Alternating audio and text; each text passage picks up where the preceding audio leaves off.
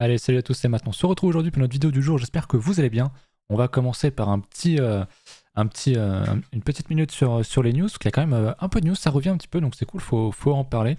Et puis on ira bien sûr sur les graphiques juste derrière avec le marché qui est quand même pas mal en feu. Perso, le folio ne fait que monter, j'espère que de votre côté aussi.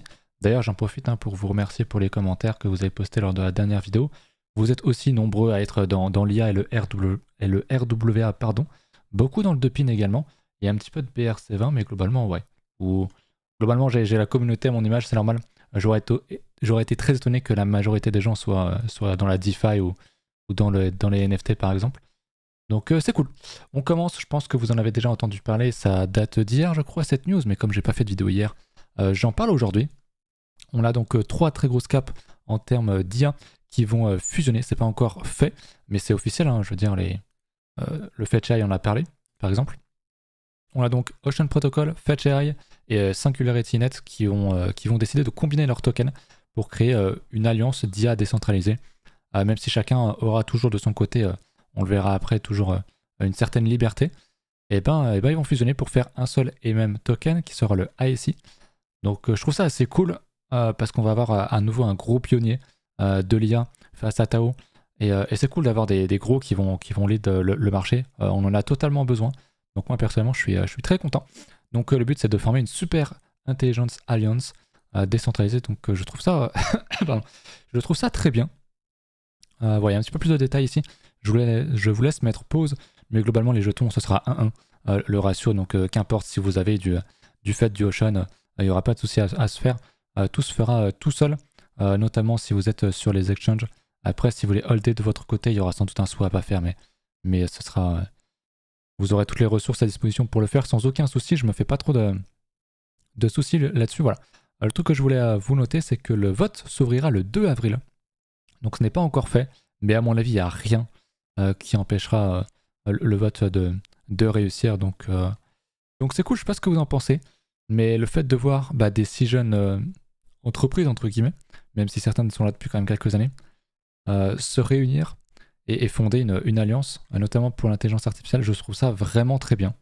Je sais plus où est-ce que j'ai vu qu'ils allaient pouvoir continuer d'être un petit peu chacun, de pouvoir travailler de leur côté chacun et continuer de partager leurs valeurs. Je l'ai vu quelque part dans ce long thread, mais voilà, chaque fondation est toujours libre de faire ce qu'elle veut, de promouvoir les valeurs et l'adoption de l'IA décentralisée sans aucun souci. Donc c'est cool, moi je trouve ça vraiment très cool.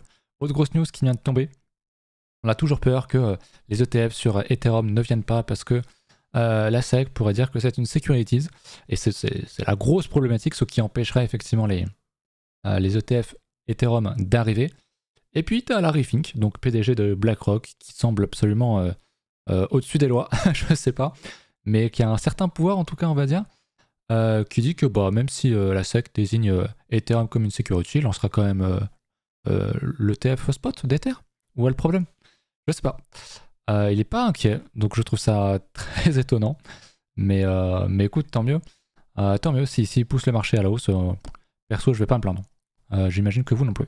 Au niveau des ETF flow sur Bitcoin, on avait quelques jours de rouge, pas énormément, mais quand même. Et puis on a bien repris, notamment il y a 2 jours avec 400 millions. Hier, 200 millions d'achats. Donc ça envoie du pâté, comme on dit. Et on voit qu'on remonte très vite. Rechercher l'ATH en termes de flow. Donc c'est extrêmement bullish, rien à ajouter là-dessus, évidemment. On va commencer du coup sur Bitcoin. Je vous fais un petit rappel avant, si jamais vous cherchez un exchange et que vous n'en avez pas. Il y a BingX qui est un exchange très bien pour trader le futur ou les contrats futurs ou même acheter pas mal d'altcoins. Donc n'hésitez pas, il n'y a pas de KO ici. Je vous mets les liens en description, vous avez pas mal de bonus ici. Si jamais vous voulez tenter de gagner des choses, des bonus ou même 1888 USDT. Ou alors il y a une autre campagne aussi qui est intéressante, notamment si vous faites beaucoup de volume. Vous pouvez gagner jusqu'à 11 000 $, donc c'est quand même assez sympathique. Je vous mets ça en description et si j'oublie pas, en commentaire épinglé. On y va, cette fois-ci du coup pour BTC, pour notre analyse Bitcoin. Je vous le disais, la semaine dernière, on a une belle bougie qui a bien ravalé, toujours attendre les clôtures. Et effectivement, cette semaine, pour l'instant, on est toujours dans le vert. Il reste encore 3 jours et 11 heures pour être précis. Si on close comme ça, personnellement, je pense ça comme quelque chose de bullish, mais on va le voir derrière, notamment sur du H4, c'est là où c'est un peu plus intéressant. bouger mon graphique. On tient pour l'instant l'ancien ATH de 2021, donc il y a un très gros niveau. On voit très bien que ça a été une très belle résistance. Ça agit comme résistance ici. Maintenant, ça agit comme support. Donc tant qu'on tient ça, perso, je suis bullish. Et il n'y a aucune raison qu'on ne fasse pas de nouvelles ATH derrière. Attention, par contre, si on vient réintégrer et qu'on revient rechercher les 62 500 et quelques et qu'on fait les plus bas, là, il faudra être entre guillemets inquiet. Je reste bullish sur du long terme, il n'y a aucun souci. Peut-être alors, effectivement, qu'on ira réaliser mon scénario le plus bear qui est celui-ci. On pourrait revenir rechercher les 50K et quelques, dump la news du halving, des ETF, etc. Mais c'est encore une fois absolument pas obligatoire. Énormément de gens sont totalement sur le banc, sur la touche, et attendent avec leur cash depuis un an ou depuis 6 mois, facilement. Alors que le marché est haussier. Et on trade la trend qui est haussière. Et on l'a vu, hein, il y avait une divergence ici, certes, il y avait aussi, ici on le voyait bien, énormément de ventes spot ici. On voit qu'il y avait une énorme pression sur le CVD, alors que le cours tenait largement son plus bas. Donc c'était un signe de panique des gens. Et tout ça a été très bien avalé, très bien absorbé, on dit d'ailleurs, par des order limits. Donc pour l'instant, il y a vraiment pas de quoi avoir peur, si ce n'est effectivement le funding qui commence à remonter pas mal. On est à 0.05. Ça commence à être haut. On est quand même dans le... Si je devais tracer une résistance sur le funding, on voit qu'on est quand même pas loin de la fourchette assez haute. Après, comme on le voit ici, hein, on était haut. Bon, on l'a bien dump. On est remonté. Ça nous a pas empêché de monter. Attention, avoir des fundings positifs dans un marché qui est haussier, dans un marché tout court d'ailleurs, c'est normal. On aura des niveaux haussiers assez forts, mais c'est vrai qu'on a atteint quand même des gros niveaux. Donc ce serait bien qu'on calme un petit peu le truc pour construire, et je pense qu'il y a totalement un monde où on peut tout simplement faire un range, même sans forcément aller beaucoup plus bas. Pourquoi pas aller range comme ça, le temps de calmer un petit peu le funding pour repartir un petit peu plus sereinement d'ici le prochain mois, ça pourrait être totalement possible. Voilà pour Bitcoin au niveau du H4, mais bon, on l'avait dit, hein, ce niveau qu'on attendait qu'il casse, on avait la divergence, on avait le CVD, on avait le Vegas, aussi le nuage Vegas qui servait de support. Donc c'était une très bonne zone, c'était un très bon choix, donc c'est assez cool là-dessus. Maintenant, faut tenir les 69 200 $. Hein. Et puis, ma foi, c'est bullish, les alts sont bullish, je le dis à chaque fois, mais c'est compliqué de ne pas être dans le marché, honnêtement, actuellement. En tout cas, pour ma part. Au niveau du prix, du mouvement du prix, je vais essayer de... Voilà, pour aller comparer les deux. Comparer donc Bitcoin par rapport à sa dominance sur le marché. Donc globalement la dominance remonte, mais ça reste encore un gros range, donc il n'y a rien de fou. Alors la dominance monte pas mal dernièrement, mais perso j'ai pas mal d'alts qui ont pété, notamment le RWA, j'en ai beaucoup parlé ces derniers temps, donc c'est cool. J'en ai parlé sur Twitter aussi. On a le fils qui pète pas mal, qui est en train d'essayer de casser sa grosse structure. On l'avait acheté à l'époque dans l'école, hein, qui est gratuite, qui est disponible dans le Discord. D'ailleurs, elle va bientôt passer payante. On l'avait acheté ici. On avait acheté la belle structure ici, là. Et ouais, on l'a fait 200%. Moi, je suis en levier en plus là-dessus. Donc vraiment, je suis assez content. Il n'y a plus qu'à hold et à attendre. Donc pour ceux qui veulent rejoindre l'école, je ne l'ai pas dit, je le redis à chaque fois, mais suffit de regarder la description, de venir sur Discord, de prendre mon lien BingX et c'est tout, globalement. Je voulais ajouter quelque chose d'autre, mais je ne sais plus. Ouais, je disais, il n'y a pas grand-chose qui ferait qu'on serait bearish. Il y a un truc quand même. Je vais revenir sur mon Twitter. Il y a un truc pour moi qui est vraiment bearish. Alors, il y a un truc qui est bullish. Je sais pas si vous le voyez. C'est Capo qui dit que, c'était hier, qui dit que toutes les alts ont l'air d'aller dump, de prendre moins 20, moins 30%. Bon, du coup, depuis, c'est un petit peu pump, très bien. Il y a un truc qui est quand même pas très bullish. C'est ça. Alors, je vais vous couper la musique. Hop. Voilà, c'est ce genre de TikTok de nana qui danse sur des conseils en investissement. Faire un emprunt de 50 000 balles pour all-in dans les cryptos, c'est tellement débile, c'est tellement dangereux. Mais ça fait des vues sur TikTok, ça on va pas se mentir. Surtout quand t'as une nana qui danse sur de la musique, ça pas le business. Enfin, je comprends le truc, mais c'est extrêmement dangereux ce genre de tweet. Et on le sait, c'est le genre de merde qui pose des tops aussi, on va pas se mentir. Donc ouais, un petit retour 50 000 ne ferait pas de mal, honnêtement. Venir un petit peu calmer le jeu, laver le marché pour repartir de plus belle, ça me semble être totalement possible et serein, je dirais même, malheureusement. C'est vrai que pour l'instant on est monté vraiment comme des flèches sans jamais vraiment dump. Bitcoin est extrêmement puissant et il est sur un ATH proche du halving et tout. c'est extrêmement bullish, mais bon, et ça commence à s'agiter sur les réseaux, je commence à pas trop aimer ça. On est loin, encore une fois, de la full euphorie, on en est vraiment loin, mais je tenais quand même à vous partager un petit peu tout ça. Voilà. Pour Bitcoin, je pense qu'on est bon, on va regarder. Du coup, Ether, comme je le fais à chaque fois, mais je crois que globalement ça bouge pas trop, on va comparer bien sûr en H4. Globalement, on a la même structure, il est un peu moins fort, on l'a vu.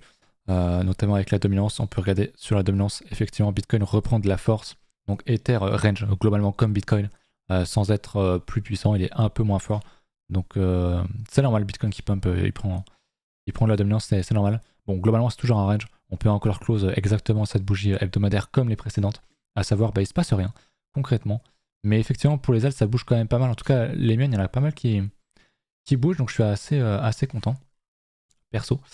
Je vous avais montré évidemment le Total 3 qui est toujours très fort. En hebdomadaire, bah voilà, les alts sont vraiment très très fortes. Tu regardes en H4, c'est quasiment plus fort que Bitcoin. On a quasiment refait un plus haut. Donc ouais, ça me parle beaucoup. Le fameux Others aussi, donc le market cap des cryptos sans le top 10 est très fort aussi. Il y a encore un gros potentiel. On voit qu'en termes de dominance, on l'a pas touché. On n'a pas cassé le niveau la fête qu'on a eu comme sur les autres que j'ai expliqué lors de la dernière vidéo. La très belle structure pour moi, vraiment quand on va casser ça, ça va être vraiment une énorme euphorie sur les alts. Beaucoup plus que ce qu'on a connu actuellement. Pareil, il faudra aussi que Ether BTC reprenne de la dominance. Enfin, il faut que Ether reprenne de la dominance face à Bitcoin. Pour l'instant, il est dans le bas du range. Donc pour moi, c'est vraiment des niveaux à acheter entre guillemets les yeux fermés sur les alts. C'est pas une raison pour acheter n'importe quoi non plus, évidemment. Mais il faut s'y intéresser aux alts. Je le dis depuis un an, peut-être même davantage d'ailleurs. C'est super, honnêtement. On a encore des zones d'achat, c'est plus compliqué maintenant, mais il y a encore des choses à faire sur des alts, ça j'en suis vraiment persuadé. Je vais regarder vos commentaires parce que vous m'aviez fait quelques retours quand même, donc on va aller évidemment regarder ça. On m'a demandé qu'est-ce que je pensais de l'expiration trimestrielle des contrats à options ce vendredi avec la max point price à 50 000. J'en pense pas grand chose, on est à 70 000. C'est quand? C'est demain, je crois, l'expiration. C'est demain, c'est ça. 50 000, je crois même, parce que c'est 50 ou 55 000. Bref, il y a très peu de chances pour qu'on vienne dump demain aller chercher à ce niveau-là. Le max print price, ça reste quelque chose d'assez théorique. On n'y va pas forcément à chaque fois. Souvent on est proche, mais ça arrive que des fois on n'y est pas du tout. Notamment quand le marché est très bullish. Donc c'est aussi une bonne chose qu'on soit bien au-dessus. Ce qui ne veut pas dire que tout le monde gagne actuellement sur les contrats. Faudra que je vous le remonte, mais je sais pas où est-ce qu'il est caché, donc il y a un peu trop de merde sur mes onglets, vous les voyez pas, mais j'ai vraiment énormément d'onglets d'ouverts. Là, c'est juste le funding, on voit qu'il est encore assez bas globalement sur les cryptos, mais ça commence à revenir, donc effectivement, attention là-dessus. On va aller voir du coup les options, je vais pouvoir vous le trouver. On va aller regarder ça ensemble. Ça va pas mettre ce que je veux, bref, c'est pas grave, mais globalement, à moins que ce soit sur Deribit que j'avais vu. Ouais, c'est sur Deribit. Est-ce que c'est là où ça nommait le max point price? Alors, je sais plus si c'est ici. C'est vrai que je regarde pas souvent ce genre de truc, moi. Mais qu'importe, en fait. Il y a des gens qui se font laver un petit peu partout sur le marché constamment. Il y a des gens qui se font laver actuellement parce qu'ils étaient shorts, parce qu'ils croyaient pas à une telle hausse. Donc, c'est très bien. Mais du coup, j'en pense rien sur la fin sur l'expiration trimestrielle des contrats options. C'est vrai que c'est souvent quelque chose qui est très regardé et qui joue pas mal. On est souvent autour du max print price. Là, on n'y est pas. C'est demain. Je vois pas pourquoi est-ce qu'on irait dumper à 50 000 demain. Ça fait vraiment beaucoup trop, à mon sens. Voilà. On m'a demandé une analyse sur le lait.